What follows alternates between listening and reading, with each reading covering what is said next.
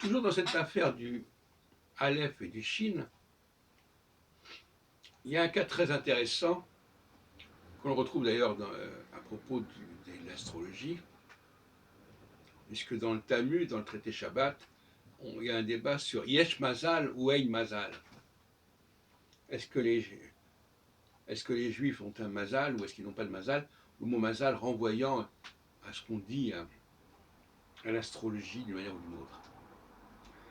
Et je ne discuterai pas là-dessus, sur ce point que j'ai d'ailleurs abordé dans ma thèse de doctorat avec Vaïda en 79 et qui est paru en 85 sous le titre du monde juif et l'astrologie. Mais on note que dans le Yesh, il y a un Shin, et dans le Ein, il y a un Aleph.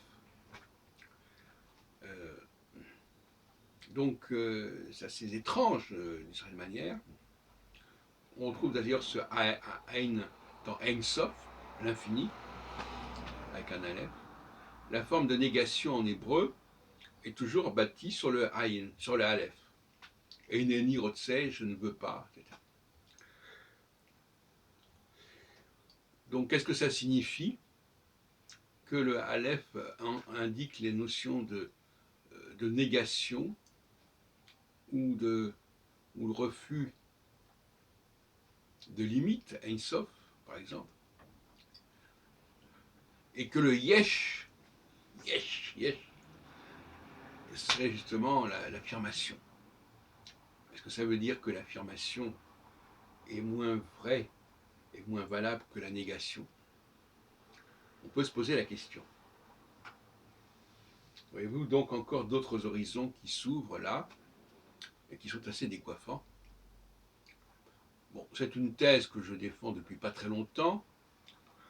J'essaie de l'exploiter, de l'explorer. Il y a des surprises. Notons par exemple que le verbe aimer en hébreu s'écrit avec un Aleph, Ahava. Et on entre quand même dans une forme de dualité, sinon de manichéisme, avec le monde du Shin, qu'on retrouve d'ailleurs dans la Samarie, dans Shrem, dans Israël, le monde du Shin qui est le monde